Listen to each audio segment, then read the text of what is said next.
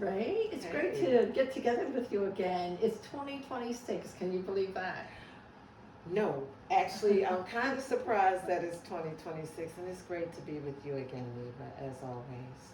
So, I've been wanting to ask you some questions about remembering. Okay. So, when did you start remembering who you truly are and how? Ooh, that's that's a good question. It's a fully loaded question, actually. Um, so, I actually was reluctant to remember. And I say that as so just to give a little bit about my background, which you know some and you all know some. Um, I grew up a preacher's kid, and I also was in a religious school. My kindergarten, that whole life, that whole primary life, so to speak. And so there was a different way of doing things at that time. And the first time I had something come up that made me think, hey, was at home. I was very young. We had invited a cat in. I thought it was Morris the cat. I know I'm dating myself, but Morris the cat was in the neighborhood, and I thought um, he spoke to me. I really thought he was talking to me. Well, you know, innocent kids, you don't know that that's not what everyone does. And so I'm excited. I run, like, hey, guess what? And well, what I found out is that's not always what everyone around is ready to hear. And so, and I know the adults around me were really just doing what they knew and wanted to protect me. But the message I got from that is this is a no no.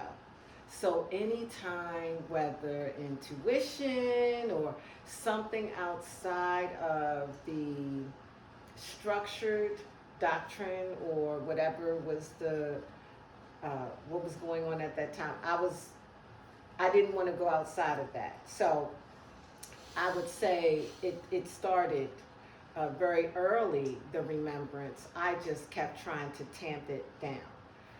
Uh, what made me consider other things was as I began to get older and be exposed to different cultures and other methodologies, whether it's meditation.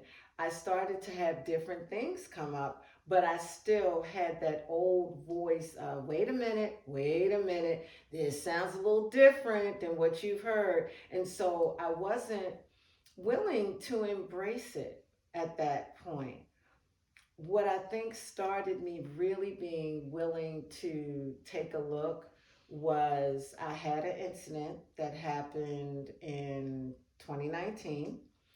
Um, it was really a challenging one. It started with a lupus diagnosis, Mm. and I thought that at that point I was like, I don't want to accept this diagnosis. I don't, and I was reluctant, and so I was looking for different spiritual ways to manage what was being told, unbeknownst to me that my organ still was going along with that old thinking of Mm-hmm. not remembering. So fast forward, had an incident, ambulance involved in the Mm. hospital. Wow. Yes, organ shutting down. They're like, hey, to my family, Mm. not giving good news. I'm sure I'm not the only one who's had that type of news given. Right. And so I coded. So, can I ask you, how old are you at this point? So 2019. So I am 56 now. So that would have been, I hadn't quite, late 40s. So my Okay. late Oh, 40s. wow. So the first message came in childhood. The first Wow. attempt at remembrance came in childhood. But I Mm. wasn't willing to really take a look until the near death experience. I coded. At that time, I could see myself and people working on me. And that's when it, like, even though I wasn't in my, what I would say, physical mind, I realized there's definitely something more. So you could see during that incident you were like standing outside of your body? It was like I was above my body. Okay. And Wow. I could see the work being Wow. done, and I could see that I was in distress, but I Okay. couldn't feel it. I actually felt light and like there was no pain. I've been told since then that's probably that you're heading towards the light. I'm not sure. I think Wow. many different people have different experiences. Were you scared? I was not. Okay. But then came the thought of, if this happens now, what about all of these things that are unfinished? Which, interestingly enough, I don't know if that was remembrance, but I did feel like things were unfinished. At the time, I thought, hey, my children, hey, my family, momentarily.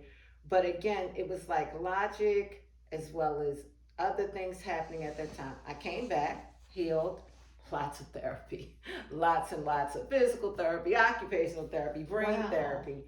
But I still felt that there was something that needed to come through. So I began doing the meditations. I ended up getting, but I was open at that point. I was no longer trying to forget. And so the first piece, I think, is being willing to be open and not Sure. close the door. That was what happened to me. My young self tried to open, Sure. but I clamped that down. But you weren't being encouraged either, right? No, not being There was no encouraged. support. No for that. support, because the social construct at that time, again, being where I came from, being their understanding, and also wanting to, I would imagine, protect me. Sure. You know, so Right, there wasn't right. the openness Right. to that, nor was there any understanding. I don't even think, let me think. Meditation was not something I even was aware of at that time. Yeah, it wasn't popular. No, no. Okay. I only knew of prayer. Prayer. Okay. Yes. And that there was only one way to pray. Oh, okay. And so after this incident, I had already decided prior to that I wanted to understand meditation. Like I was doing yoga, but again, I wasn't interested in remembering. Okay. Gotcha. That incident in 2019, where it was clear I was here for a reason. So that was your wake up call? That was truly my wake up call on the table. And wow. If I look back, there was other times that was the definitive time that said, hey, you're here for something. There's something for you to do. Right. And I then was okay with going through this discovery, whether that was yoga allowed me to relax my mind. But I gave myself permission to be open. Right. And I think giving myself permission is what led to me being okay with answers. Meditation has been a big thing. Breath work. Oh, yes. You know, it's not that things don't come up that are from before, questions about who like what am I doing? It's just now where I go for the answers are within.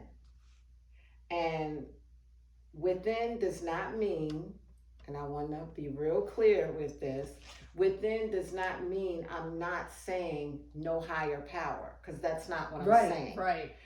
What I'm saying is, for so long, I saw myself as not enough, not good enough,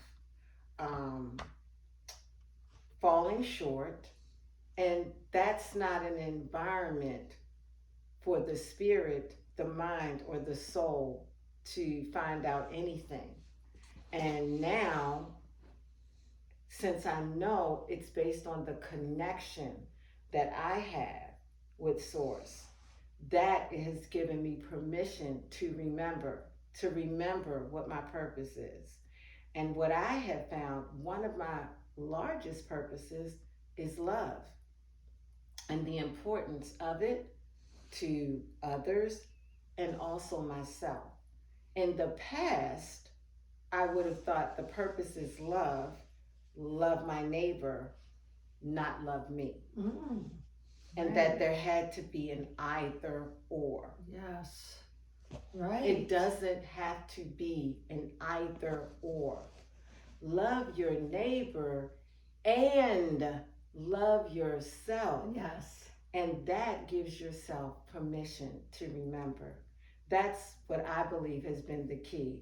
Understanding, not clamping it down, but understanding it's okay to remember. I want to remember, and it's up to me with Source to find out what that remembrance is. And I am open to it, and I discover new things all the time. All the time, I discover new things, and I'm okay with it. I'm totally okay with it. Matter of fact, I embrace it because that means I'm constantly learning. Right. What a beautiful story, Ray. It gave me chills. Thank you. Thank you. Thank you so much for sharing your story. You're welcome. Thank you for asking. It actually has reminded me, and I appreciate that because that's really what we're here for. Even what this exploration is about. Yes. Yes, for us to remember. And that's what we want, not just for us, but for others. Yes, to absolutely, share for everyone. Yes, and that's why what we're going to do, we did this time, when we found out about me, and so next time, with your permission, I would love to ask you that same question. I would love to share it with you, Ray. Oh, thank you. Thank you so much, my sister. Absolutely. Love you. Love you.